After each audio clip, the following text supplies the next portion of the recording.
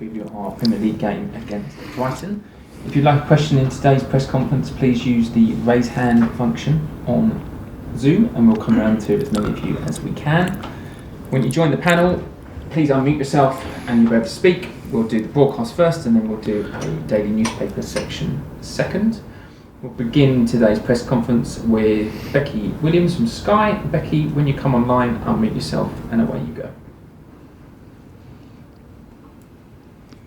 Hello there, good afternoon, how are you? Hi, good. Perfect. Can we just start with the usual, the team news, if that's okay, if anyone's back?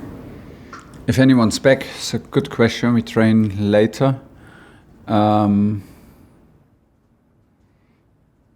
I think we have no re-injuries, which is maybe the good news. No re-injuries and no new injuries. This is actually the good news, but I think no one's coming back for tomorrow's game. It seems like you're without quite a few players. How are you feeling ahead of the game against Brighton? And what do you think the main challenges are going to be? The challenge, the match itself and the opponent is the big challenge because it's tough to play at Brighton. I've personally never played there, but see a lot of matches, and of course we had like 2 home matches against Brighton where there's a very unique style of playing, strong squad, strong coach with a strong belief in what they are doing. So there are a lot of things where we need to be aware of, what we need to be aware of, and what we need to do best in the best level possible. So it's the third away match now in a row, and we need to. We still only 2 days after the match at City, so it's still a mix between recovery and preparing the match tomorrow. Because I truly believe we need all our mental and physical capacity to be able to win, and of course we want to win, and we're expecting a tough match. Obviously we saw that the North London derby was postponed. Do you think the rules around game postponement, are they being abused? Oh, I would not say so. I know what you mean, but I feel strongly that we need clarity and consistency in the decision making, and maybe we lack this a little bit. Otherwise, you would not ask these questions in a press conference. A coach that was not even involved. So I'm voting for clarity and consistency in the game postponements, that we know what's going on. About Armando Broja, who's obviously having a great season at Southampton. Is he likely to get a chance back at Chelsea next summer?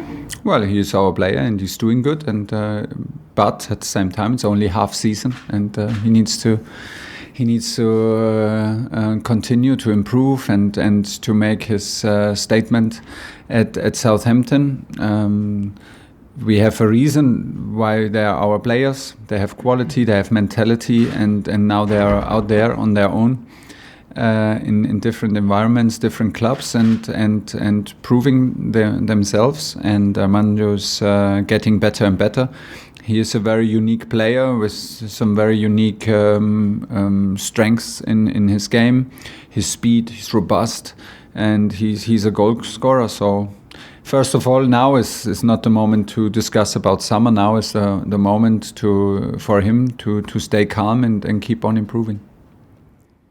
Okay, I'm going to ask you then about Romelu Lukaku, massive transfer last summer. Do you expect more from him?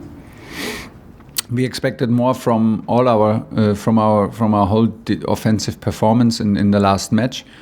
I think we had enough offensive actions, transitions to hurt Manchester City more than we did. If this answers your question, maybe not to a 100%, but he is included in our offensive performance. He's a key player, so there will always be pressure. There will not be more pressure than he puts to himself. And we need to find a mix between all the expectations, all the pressure, and still also to be relaxed enough to play your best game, because it's not only about pushing and not only about squeezing and not only about demands. It's also about feeling peace and relaxed on the pitch. and things will fall in its place when we keep on working hard. This is in what we believe. Thanks ever so much. I think that's my 5. Cheers. Thanks. Thanks, Becky. Alistair McGowan, BBC. Hey Thomas. Hi. I think I asked you this last week as well, talking about the postponements and the clarity. Yeah. How would it make it more transparent? Would you, obviously you cannot reveal personal details and who has COVID, but would it make more sense if you knew, for example, how many players had COVID, how many players are injured, and how many players are at AFCON, for example? I don't need to know it, but maybe you need to know it. So then, and the fans maybe need to know it. I believe in the rules still. I do, because if I start doubting or not believing, where does this end? This does. Then I would have. I need to have proof, which I don't have, and I need to be more involved and need to look deeper into the decision making and into the games that are actually exposed, which I will never do because I simply don't have the time and I don't want to spend the energy. But you should figure out what you need to have clarity. For me, it's pretty easy. I get the information and then I accept it, because what else is there? I don't lose my energy with decisions that I have zero influence in.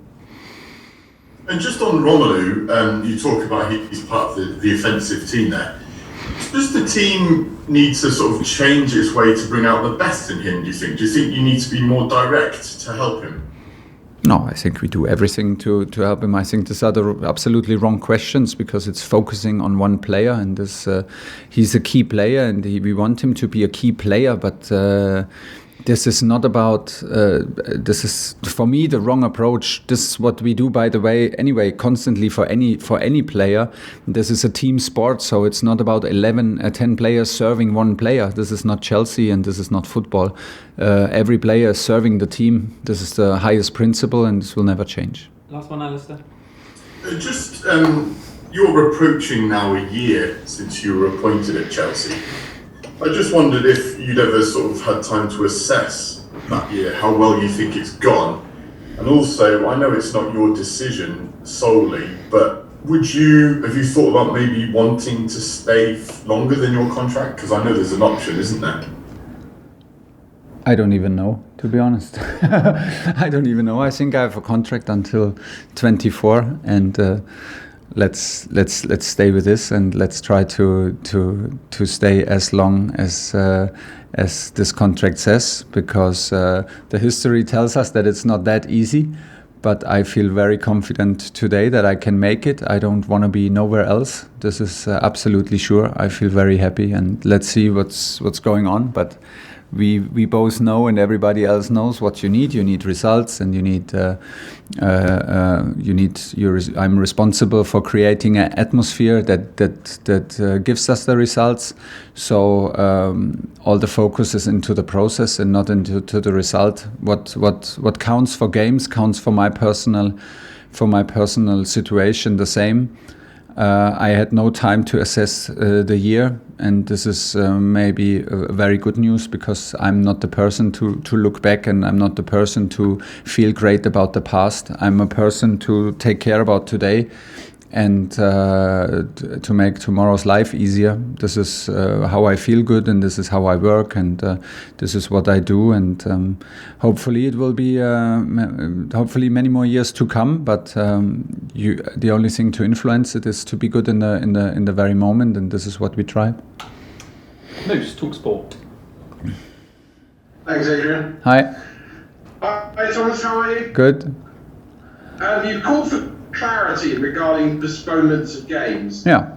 Would it be so clear if it was just through to COVID, i.e., not injuries, not AFCON, not suspensions, not because the mother-in-law's come round? It's just because the player. Hopefully your mother-in-law did not hear that. It's alright. I haven't. I did not doubt that.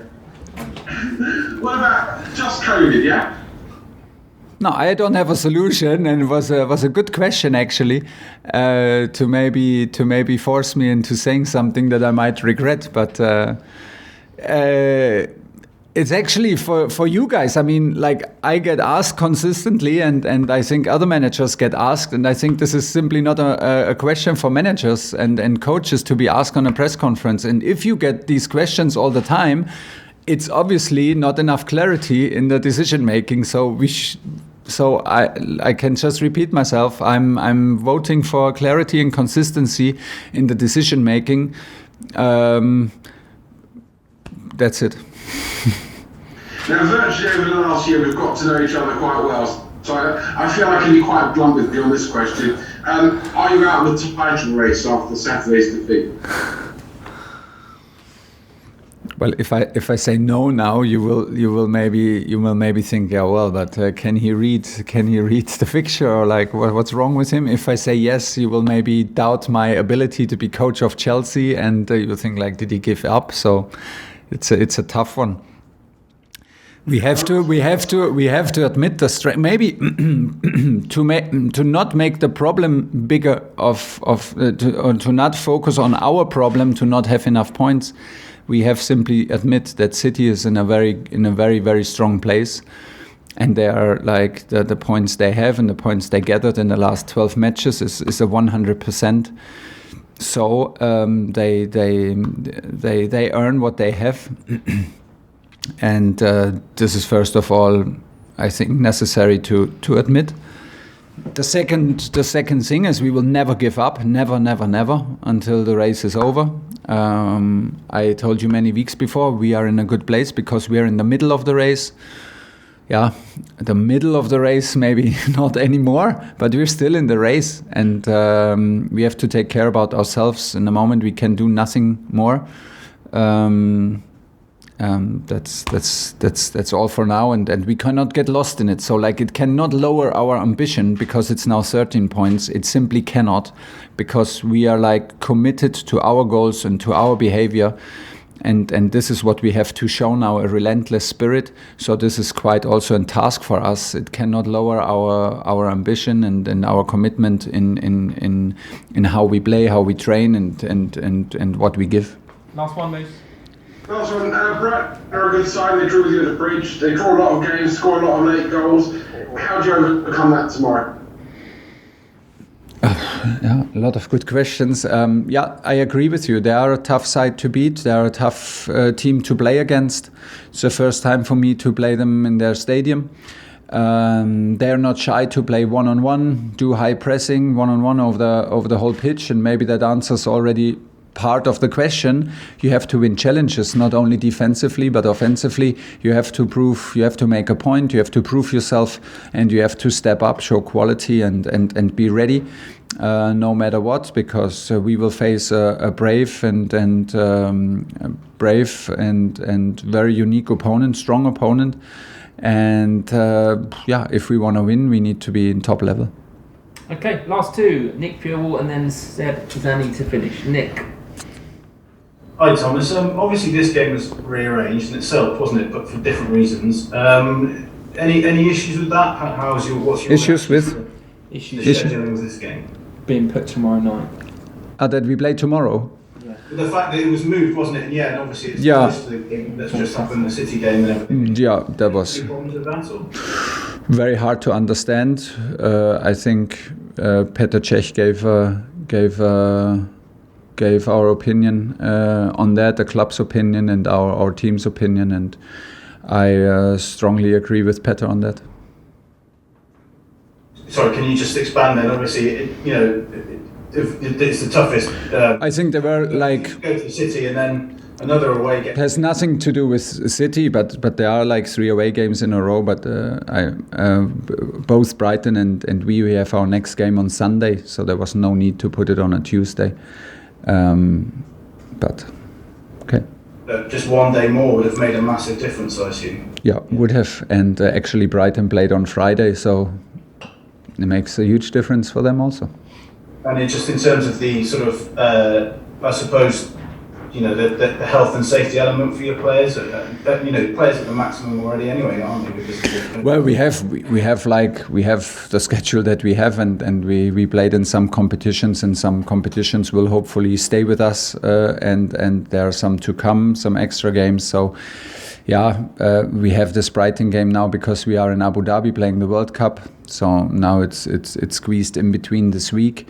We had last week, of course, not a whole week to prepare the Manchester City because we had a Carabao semi-final. So it's on one hand not to complain and not to make excuses, absolutely not. But we had some fixtures because of winning the cup games, winning the Carabao Cup quarter-final, being in semi-final both legs.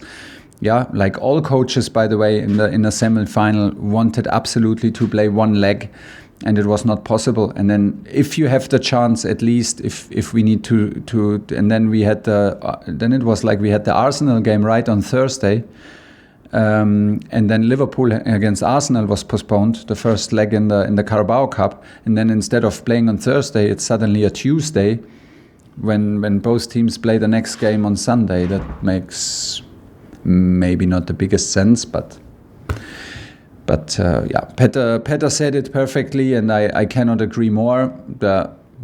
Isolated, if you look at it isolated, you can play on Saturday and Tuesday. We have done that before, but if you widen the focus a little bit, we could have done better in scheduling this match for sure. Okay, last question, Seb. Hello, Thomas. Hi. What would you say is the difference between the Chelsea that we saw in the first part of the season, that was conceding very few goals, quite impressive on the attacking side of things, and the Chelsea that we've seen more recently? We saw against Manchester City that you were struggling to create chances, and also you've conceded at least one goal on most of the last few games. How do you explain that? And when would you say this kind of negative transition happened? I think we had the full squad available, and if you have a full squad available, you create a certain energy and atmosphere that carries you through a season and makes you overperform. I think we should not make the mistake and talk ourselves into underperformance. It is still performance, and we struggled with some circumstances that we cannot influence. It's simply like this, but it's the same trust in our players, and it's the same belief in our club and in what we do and in the process. We struggle a bit with results. Every game is very different. I think like last match is like all the 5 matches we played now against Manchester City were 50-50 matches. We won the first 3. All of them could have gone the other way. All of them. There was like a fine margin that was on our side. The one at Stamford Bridge was maybe the most deserved win for City, where we were simply on this day not good enough, me included. And now I saw a 50-50 match where we had still room to improve, and if we score the first goal, I think we have a huge chance to win the game. You know, it's a bit boring for myself because the same answer all the time. Key players are key players because they have key behavior. They do key things in clubs and dressing rooms. And that's why you need them, and that's what brings you through a season. And City is obviously overperforming on the very maximum. And if you want to close a gap, you have to admit where we come from. If you want to close the gap, we were never shy to say it and to try it, and we still are. But then you need also to overperform, and for overperformance you need everybody. This has nothing to do that we do not trust the players who are actually on the pitch or have to play a lot. But it's very different if you earn it, and you have to earn it in a squad of 20-21 players, almost at full strength, fully available, or it's like in the last weeks we had the feeling if you have a negative COVID test and if you are a defender, just play. You're pushed to play and you're rushed to play. And if you make yourself the work, maybe, because I actually don't know, over the last weeks when we had the chance to play the back 5 in the same lineup, I think you will end up in I don't know, in September or maybe in August or something like this. It feels like that. Maybe it's not, but it feels like that. And so you lack a little bit of routine, of automatic behavior. It's very, very normal, and for the circumstances in which we are in, and for the circumstances that is not our fault. I am happy where the team is. I'm happy how we play, how we behave, and there's no need to doubt the process, and no need to doubt the team, and in what we do. We're still strong, and we will bounce back and never give in. Okay, that's the end of the broadcast section. We'll do a quick newspaper.